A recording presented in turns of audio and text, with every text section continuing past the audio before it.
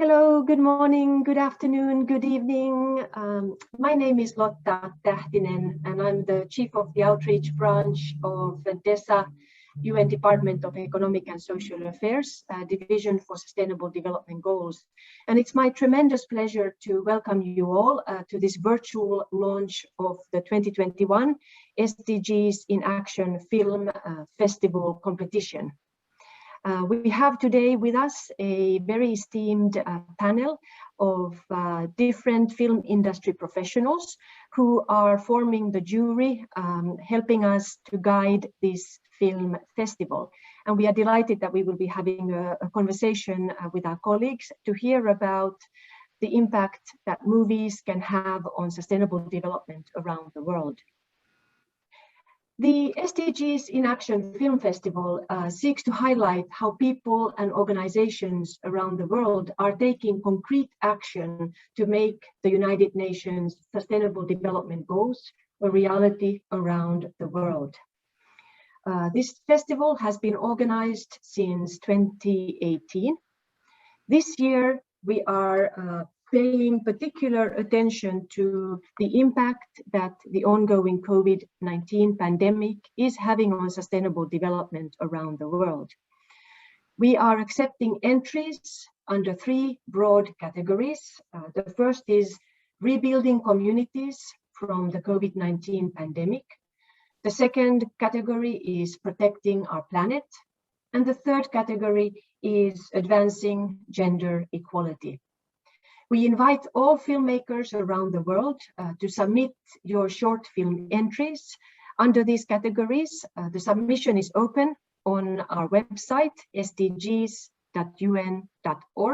and we are accepting your entries until 15 March. So you still have a few days left to submit your submissions. Let me just say a few words about the event and put it into a bit of a broader context. This SDGs in Action Film Festival is organized during the United Nations High-Level Political Forum on Sustainable Development that meets annually at the United Nations in July. The High-Level Political Forum is the main UN gathering that takes stock of where do we stand on implementing sustainable development and realizing the sustainable development goals.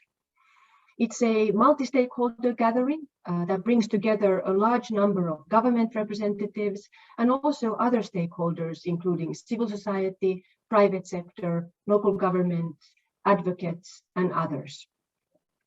This year, the High-Level Political Forum will be held from 6 to 15 July. It will take particular stock of the impact that COVID-19 is having on the SDGs around the world, and it's also going to provide some political guidance and recommendations on how to ensure that the recovery from this pandemic is sustainable. It will pay particular focus on looking at where do we stand as the world in realizing SDG 1, which is on no poverty, SDG 2 on zero hunger, SDG 3 on health and well-being, SDG 8 on decent work and economic growth, SDG 10 on reducing inequalities, SDG 12 on responsible consumption and production, SDG 13 on climate action, SDG 16 on peace, justice, and institutions, and lastly, SDG 17, which is on strengthening global partnership. One of the most inclusive gatherings that the United Nations is organizing, this high-level political forum will also feature a large number of side events and other associated events. One of them is this SDGs in Action Film Festival. The outcome of the high-level political forum will be a negotiated ministerial declaration in which member states will give some guidance on how we as the world can rebuild better. Now, let me, without any further ado, hand the floor to our jury members to have a conversation on the impact of cinema and movies, film industry on sustainable development. And I will hand the floor over to Lisa Russell, who will moderate this discussion. Lisa, over to you. Thank you so much, Lotta. It's an honor for me to help moderate a conversation with our esteemed jurors who represent the film industry from different parts of the world. I just want to start off by saying that this is the 3rd edition of the SDGs in Action Film Festival. I believe it is one of the only film festivals that is an official UN event purely focused on the power of film. I also just want to point out that this year the UN has declared it as the International Year of Creative Economy for Sustainable Development. So all you artists and storytellers and filmmakers out there, I think it's an opportunity for us to really show how our artwork, how our crafts can really help accelerate the world in helping to meet the 17 Sustainable Development Goals. So I'm going to do an introduction, I think, at the end, but I wanted to turn it over to my fellow jurors. We've had several years now working together. It's an honor to introduce them and to hear from them, but I'm going to start who you are, your work. Yes. Great, thank you, Lisa.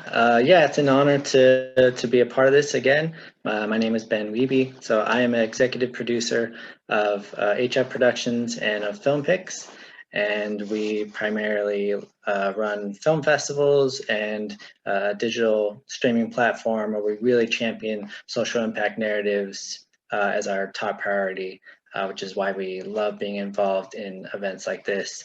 And I'm also serve as a board advisor for several organizations like Impact, Climate Crisis Hub UK, and Think Film, which are all have similar missions about, you know, really prioritizing where impact can be had within our creative industries and how, you know, social justice and climate action and a lot of these different elements can come together, and also bridging these gaps between bringing people in, you know, from policy and creators together, and really bridge these gaps where these conversations can be had. Because like Lisa said, you know, the UN making this the year of the creative economy is really a big thing. And so that's where, you know, a lot of the world that I live in. Okay, Henrik, do you want to do a quick introduction? Yes, of course. So I'm Henrik. Nice to meet everyone. I am the founder of HF Productions and FilmPix. And as Ben mentioned previously, HF Productions is a film production company that mainly produces short film festivals. And FilmPix is a global streaming platform that prioritizes showcasing shorts and documentaries alike.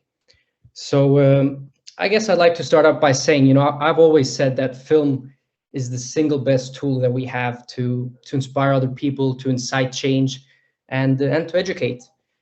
Without the very basic concept of filming, we would not be able to document to the world the horrors and dangers that revolve around climate change.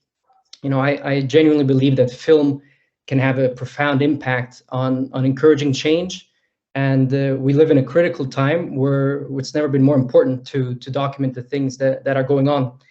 And if I could just note a few examples of how film can make an impact, there's a great documentary series, I'm sure many of you guys have seen it. It's called Blue Planet 2, which is made by the BBC and Sir David Attenborough.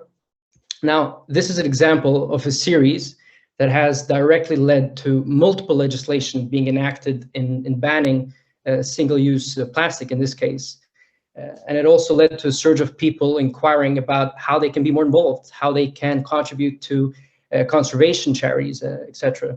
So we've seen time and time again the power of influence that film and documentaries alike can have, not only on people, but on organizations. And I think the reason why that we see this is the powerful images and the power of strong storytelling can really become a part of you once you are exposed to them. And if I could just quickly bring one more example from our previous edition to this festival, in honor of a filmmaker, Medina Loeb, that screened the film Aqua Story, which is a short and really funny animation that is all about how we consume water. It's an incredibly powerful short film, not only because it educates and raises awareness and does this exceptionally well, but it spoke to me personally as an individual, as how can I be better in terms of reducing water consumption. So I'd like to finally say that I'm really excited to be involved with this festival for the second time now. I want to thank every single filmmaker that has been producing and submitting their projects to us. I know firsthand that it's not easy, and I can only imagine how difficult it's been with this pandemic going on. So I want to wish everybody very good luck and lots of encouragement and to persevere in these tough times. So I look forward to a fruitful debate and discussion with my esteemed colleagues here. Excellent. Thank you, Henrik. And Pei, why don't we go over to you? You want to do a quick introduction and maybe also tell us where you're calling in from? Okay. Hi. Hello, everyone.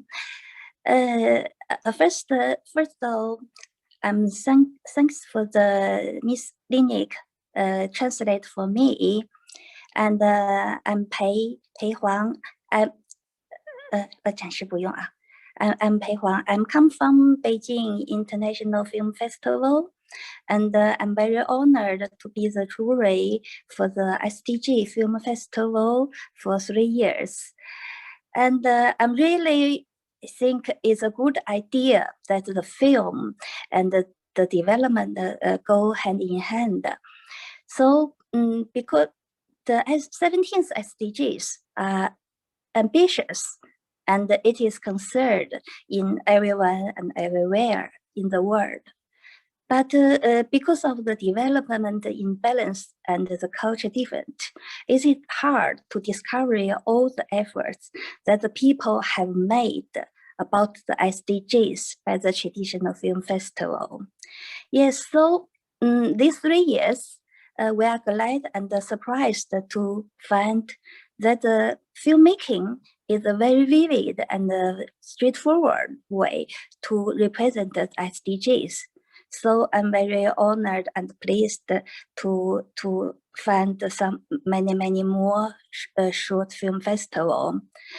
Even though sometimes the short film come from all of the world, the graphics are rough and sometimes the plot is simple, but they are really mean about the SDGs and they are really wonderful.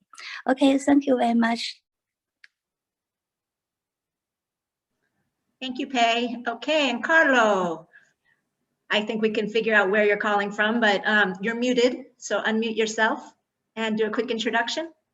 Yes, greetings from Italy. Thank you, Lisa. Thank you, Lotta. And it's a pleasure to be with my fellows members of the jury of this festival, this very particular festival. And I'm a film critic, a professional film critic, and members of the FIPRESCI and Film Festival Director. During my quite long career, I have doing many film festivals, and also regarding the topics of the 2030 agenda of the United Nations, like Green and Blue.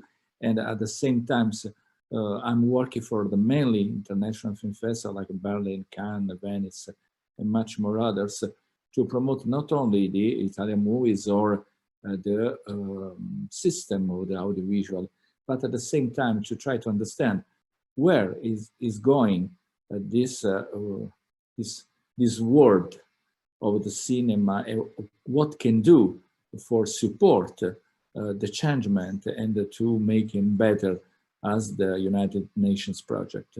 For this reason, this festival I think is very important, not only because give the chance to young filmmakers and also to talk about the topics, but because this is the future. Because a few years ago, during the 70s maybe, there was a kind of cinema that fight against something. I think we need to back to fight for something, so not just entertainment for entertainment, not just to watch on Netflix or on some other platform 2 hours of movies, of series, and after that's it. So we need to get something back. And I think the short movies that they won during the past years, this festival, they are very strong. And I hope this year we can see more, we can give very interesting prize that can give us a chance to change. Thank you. Well, thank you, Carlo, and thank you to all the jury members. I just want to take a second, I guess, to introduce myself as well. My name is Lisa Russell, and I work as a filmmaker. I didn't go to film school. I actually got my master's in public health with this idea I was going to have a career as a humanitarian aid worker. And after I did my first assignment in Kosovo and Albania back in the 90s, I had an experience that just put right in my face how powerful and important storytelling is in the global health and development space.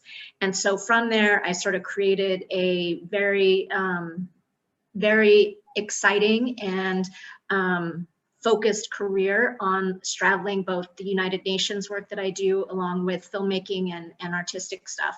And I just want to share a quote that I think is really prominent in how I see my work. It's by Picasso, and he said, learn the rules like a pro so you can break them like an artist. And for me, what that means is that, you know, policy and science and program language is very difficult sometimes for larger audience to grasp or comprehend. And I believe filmmakers who learn to work in this space can be extremely valuable in helping to translate sort of the policy and program language that is so critically important for global diplomacy and help inspire and motivate and engage a wider audience. So as somebody who, you know, I've been on the jury for all three festivals. I also have a career working as a filmmaker at the UN. We need more filmmakers who can do this type of work and are committed to this type of work, because we really can help promote and enhance sort of sustainability and equality. I'm also the founder of Create 2030, so I engage different types of artists, not just filmmakers, but beatboxers, poets, musicians, or whatnot. And I'm a strong, strong believer that arts and storytelling are critical tools in helping us to achieve the Sustainable Development Goals and just a better world in general. So with that said, I just want to open up the conversation to our jurors. I guess I'm just going to ask with sort of like a broader, maybe piggybacking on that idea and that quote, what in your opinion is the value of having filmmakers engaging with the United Nations and engaging with the Sustainable Development Goals? Have you witnessed it? Have you been involved in projects? What do you think the benefit is of bringing these two, what I would call very different worlds who speak different languages, together for a common cause? I'll go with that. Yeah, I mean, I've noticed a lot of conversations with filmmakers, especially people who already are impassioned to want their work to be about something important. But I think a lot of people feel that their films don't have, or their creative work doesn't have an impact, and they don't really know how to get it there. And so the perspective I try and give people is that films are the start of the conversation. They're not the end. They're definitely not the end. The goal is to engage people with the narratives and then stimulate that energy right into conversations being built off that.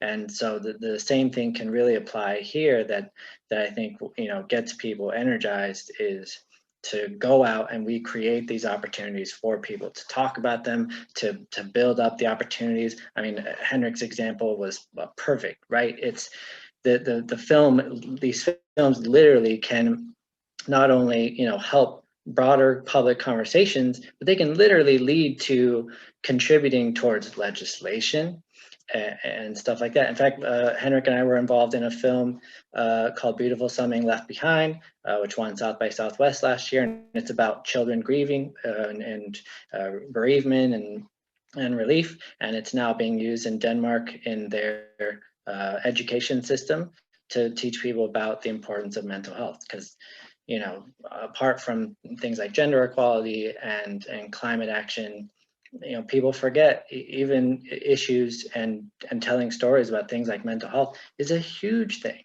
So you end up also having these conversations where filmmakers will say, well, I'm not sure if my story applies, if the story I'm telling applies.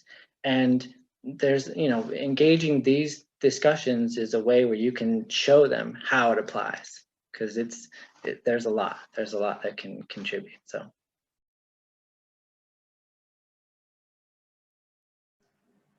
Thank you. Anybody else? Any of the other jurors have thoughts? Yes, I want to say something. Because mainly I work for, this is my main job, for Italian television, for the National Broadcasting Corporation. And I'm in charge for the Rai Cinema and International Relationship Department. And as you know, maybe the Italian television is the most important TV broadcaster that produce movies, but not only movies. We produce also short movies, we produce documentary. And I must say that in the last 5 years, at least, there is a really huge quantity of short films, documentary, and even feature films that they are related about some topics about what happened all around the world, and not only for the climate change, but about really what kind of disaster. And I must say, for the moment, this is kind of drama. But I saw also some kind of openness in the works and the movies that they give to us, and they ask to make the co-production, because really we can change. So at this I can feel, I can see in what kind of strong and powerful way the filmmakers, but not only the filmmakers, also the people that they wrote the stories, they try to understand. So they don't do just because it's a la mode. So this means now talk about the climate change, or talk about this because Greta Thunberg, or because something happened. No, because they really believe, they deeply believe that something is happening that is really important, and we need to do something about this. Because if we are in the power to do this, because many times they say, okay, someone else will take care for what happened. No, it's not true. So, and especially the people that work in this kind of field, I mean showbiz, I mean television, I mean cinema, they can really change the mind of the audience. And this, if you change the mind of the audience, you will change the mind of the political also. And the politics, they be forced to do something. This is what I hope we can really do. And to be honest, in the past years, this festival is doing slowly, but at the same time, this is the way. Thank you, Carlo. Anybody else have any comments? Pei or Henrik? Yeah, I mean, I guess I can add that just one thing that I wanted to touch upon, that there remains a lot of work still. And one thing that we've noticed over at HF Productions with our 20+ film festivals, which are short film festivals, we see all the time audience members come up to us, thrilled about the programming, thrilled that they can watch short films. I think it really speaks to the issue that we're in an industry where short films are not in general very accessible. And I think to speak back to the UN and the crossing here, I think it's wonderful that we have organizations like the UN and other organizations like Sony that are also involved in promoting short films and promoting up-and-coming filmmakers, indie filmmakers, so we can raise awareness on the SDGs. But I really do think it's an interesting topic to talk a little more about the accessibility issue, because most people have not seen shorts or even know what short films really are. So yeah, I guess that's basically what I wanted to add. Okay, and Pei, you have something you want to say? Yeah, 其实 SDG 的主题是跟我们生活是息息相关的，关系到每一个人的。Dinik。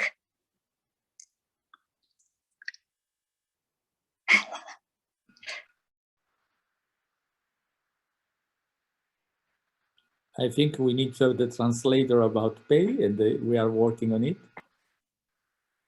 好的，好的。就 SDG 的主题其实是关系到我们每一个人的生活的。Hello, I'm here to help Ms. Pei translate. She's saying that the SDGs are actually very much integrated into society, and that the SDGs have a touch on everyone's life. Thank you.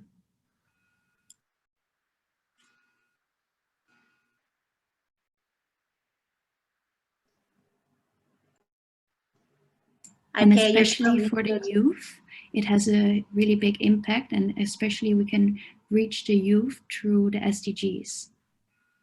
所以就是通过这个 short film 去表达跟 SDG 主题有关的内容，其实是年轻人更愿意接受和使用的一种方法。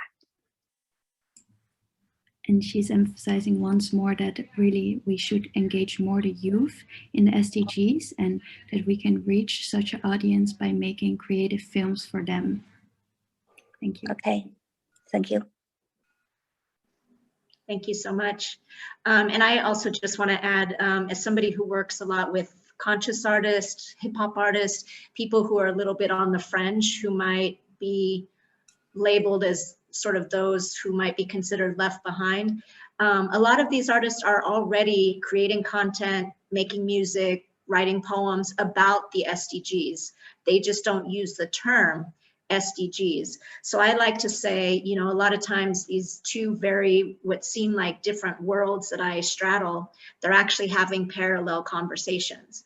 Now imagine if those two worlds can come together and work together and learn each other's languages, or, you know, the artists learn how to talk about the SDGs, what they are, how to really help accelerate them and bring that back into their communities. We'd be reaching a whole, you know, wider community. And likewise, bringing artists into the UN space where we can learn how to be effective partners, effective translators, and really, again, you know, figure out how to complement one another. We could use art and the SDGs, I think, to really transform, you know, a large part of the world.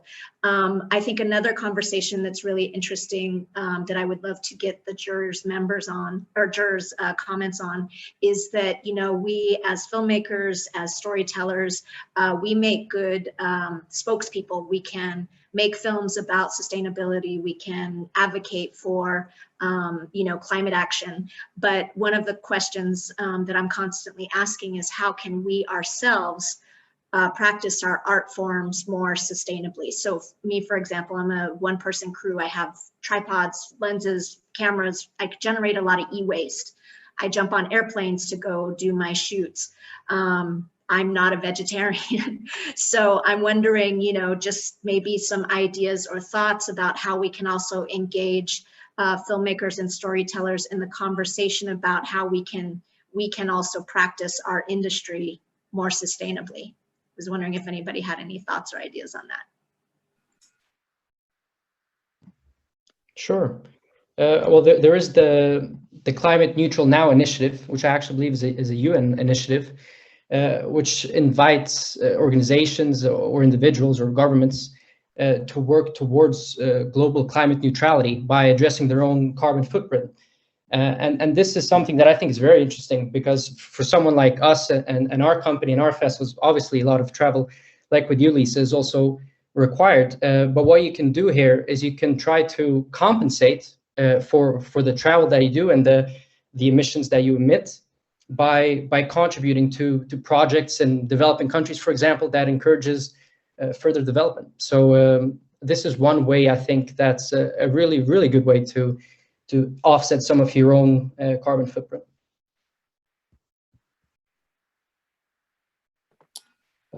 Lisa, if I can add something, what I really think is the big role that the media all over the world, they are playing, and we saw during this pandemic lockdown, how even in a very short time, it was changing all around the world. I remember what I saw in India. There is no pollution just because for 3 weeks the cars stopped. I remember that everywhere, the nature, even in Italy, in Venice, we can see the clear water during these 2 weeks of lockdown, and the nature come back. So something like another world, but we live in this world. I know that it's not paths of flower that lead to the glory, but at the same time, if we try to involve more the media and you know, all the main broadcaster to talk about this, because most of the time these kind of topics they are treated in the news. So if something happened, they treat in the news. but there is no something that is, you know, dedicated to change also the mind, if I can say something in this way, if you allow me to say, but to change the point of view, because the point of view is very important. So you can make any kind of movie that you want, but after you need to have an audience. So we can do whatever we want, but we need to have an audience. So we need to attract the audience to give something. So to make at the same time a good movie is like, you know, make a good packaging. And after you make a good packaging, what is inside the people that we open and that we found out. And this, I must say, even myself, when I saw the different short movies from many countries, I remember the one from Philippines, and even with the very young directors 2 years ago, I was really surprised that there is something that we don't know. And I'm doing this job for more than 14 years already. So, but I found out. So if I can find out this, I think also on the rest of the world, they can do the same. And also we need to have some testimonial that help us to bring to how much is possible the audience all over the world and share the same advice, because we need to have an action. So when you need to shoot a movie, there is the camera, and after the director say action. So I think this is the time that someone be the director and say action, and we can really do all together. And I'm very, you know, I have hope about this. And to mention a movie, A New Hope in this case. Great. So we do have a question. I was going to say if anybody else has any comments, just real quick, if you are watching this on Facebook Live, go ahead and, you know, introduce yourself. Tell us where you're calling from, who you are in the comment section. And if you do have questions, please go ahead and post them, and we'll make sure to try to get to them. But yeah, I just wanted to interject real quick. And Ben, you were going to say something, or Henrik? I didn't catch who was. Yeah. I mean, I think in this new paradigm that we're in, we are seeing an openness of new initiatives opening up that are trying to really, you know, procure companies and entities, right, to the table, because there's so much we can do as individuals. But I think the real progress, you know, in our industry and sectors, you know, everywhere, right, will come from the individuals impressing upon the institutions that they're a part of and they work with and for, right, to be a part of these. I mean, there's like Count Us In, right, which is actually I think a UN initiative too. There's Countdown, which TED is running. There's Playing for the Planet for games. And the UNFCCC has just asked for a new film and TV initiative, which we're building.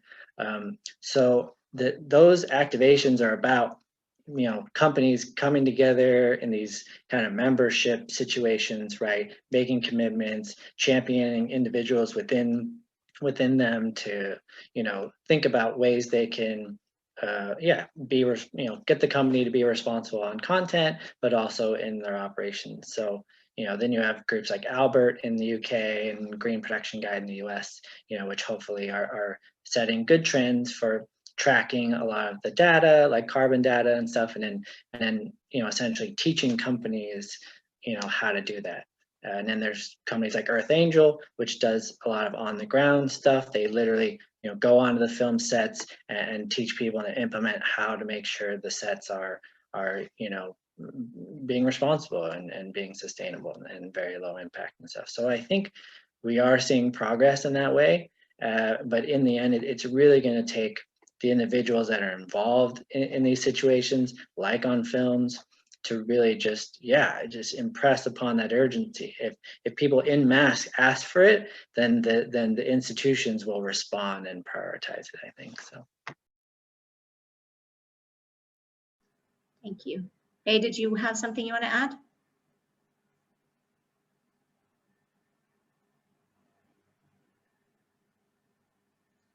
No? Okay.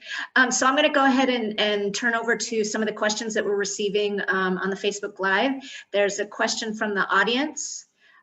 Genuine co-production in telling stories would be amazing and would help educate and reduce inequality, but is true co-creation with the subjects of the story difficult to achieve?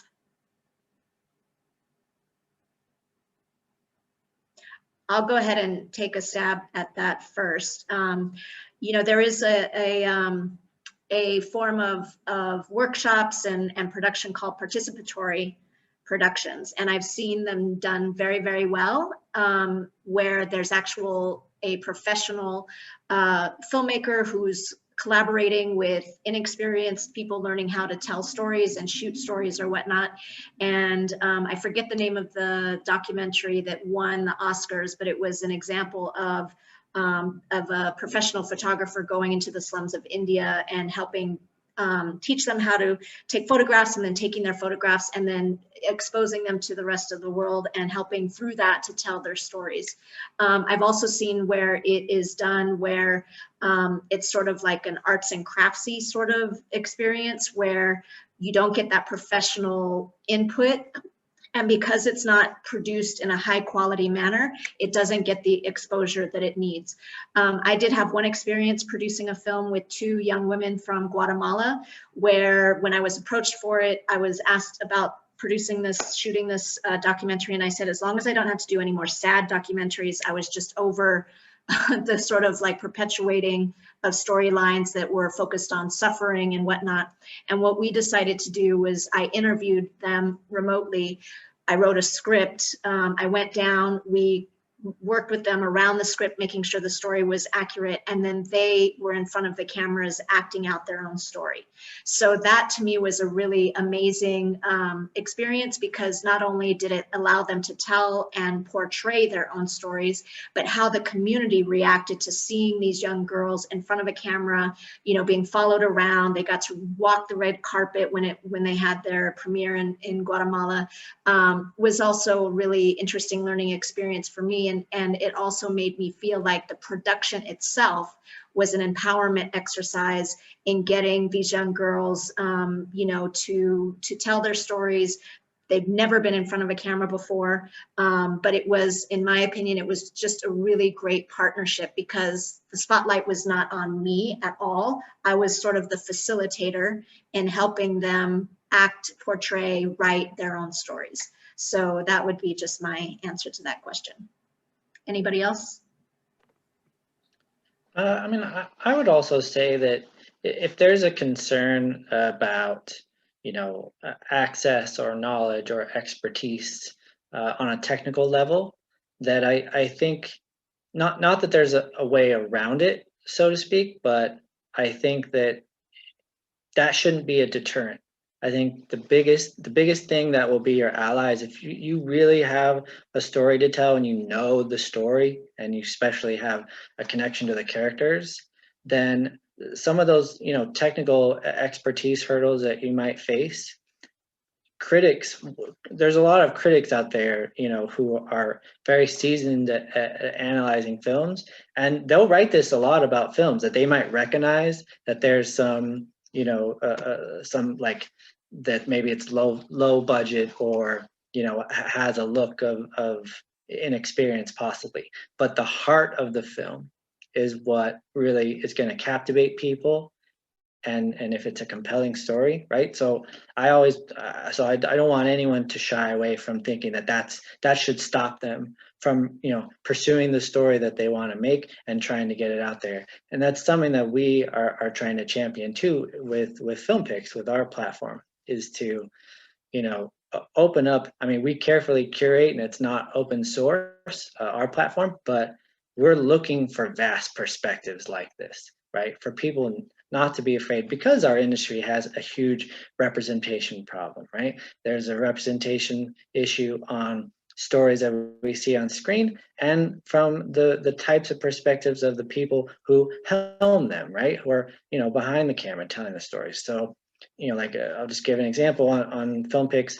We have a series of short films from Global Girl Media, which is an NGO which works with women who are refugees and from disadvantaged or whatever term is appropriate, right? But people don't have access, and they don't have, you know, this kind of background where they could be able to do this. And so, you know, but they have amazing stories to tell, and we've made a home for that, you know, on FilmPix. So there's opportunities out there, and I don't want people to be afraid to do that. Just embrace the stories.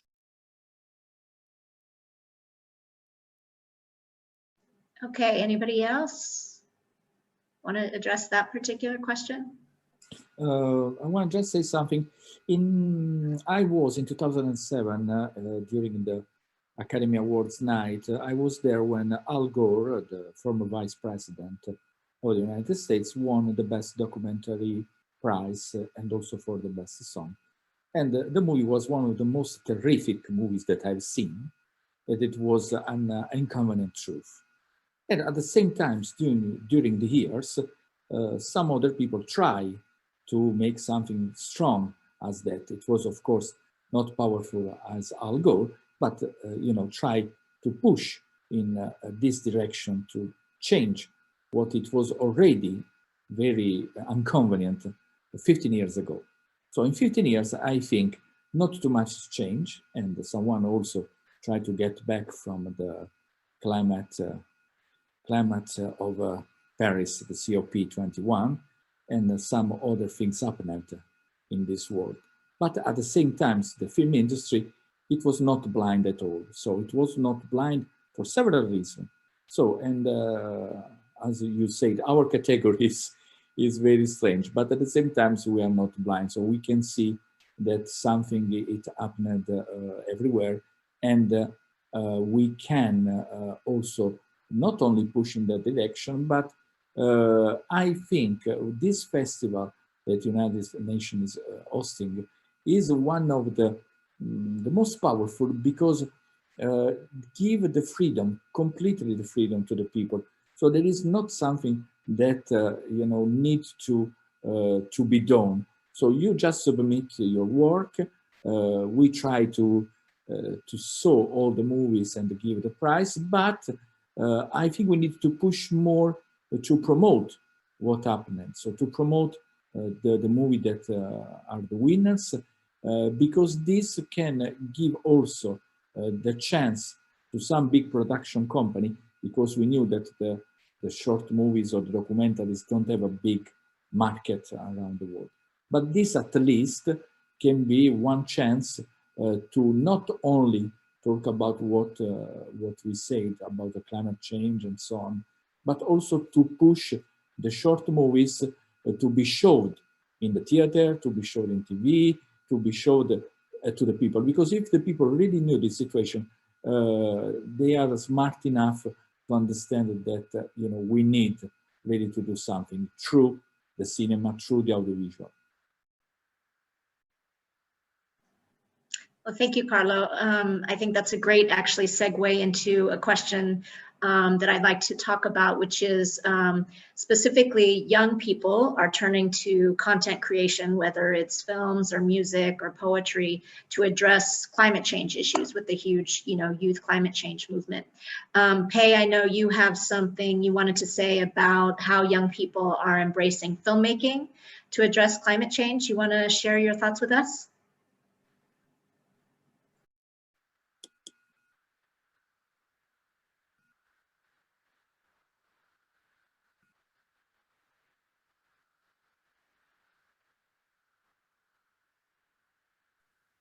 Hi. I think as a young filmmakers, as an individual, just live a low carbon life. For example, let's practice working, riding instead of driving, or in energy saving, etc. But as a young filmmakers, I think just carry your cameras, focus on the wonderful world, and wear your lens, evoke the environmental awareness of people. That's all.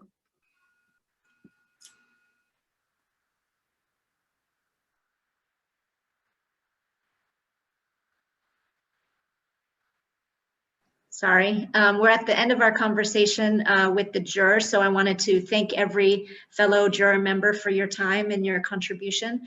Before we turn it back to Lota, I just wanted to just reiterate that we are accepting films of all kinds, 20 minutes or less. That means they can be fiction, narrative, they can be short documentaries, they can be music videos, they can be poetry videos, they can be 360 videos as well. So for all you filmmakers out there, or even different artists who have video, video coverage of what you do as an artist, please consider submitting. Our deadline is March, I thought it was 20th, but I'll have Lota reiterate before she closes out. It's, yeah, but on Film Freeway, it says the 20th, so. Just checking. So anyway, thank you again, my distinguished fellow jurors, and we'll hand it back to Lota. Thank you for giving us this opportunity, and of course, allowing filmmakers to hear directly from the UN is very special. So thank you. Thank you so much, Lisa, Ben, Henrik, Carlo, for this wonderful conversation. And it's so great to hear from you directly, your views and ideas and thoughts. And we look forward to making the SDGs in Action Film Festival a very successful event this year as well. As Lisa said, we encourage everyone to submit your submissions through the Film Freeway portal that you can access through our website, sdgs.un.org. And we will be accepting your submissions. Indeed, the deadline is 20 March, as indicated on the Film Freeway portal. So please go ahead and make your submissions. We look forward to seeing those, reviewing those, and having all of you join the SDGs in Action Film Festival with us in July. So we wish you a wonderful rest of the day, wherever in the world you are, and we look forward to staying in close touch with all of you. Bye-bye. Bye-bye, arrivederci. Thank you. Thank you. Bye, thanks.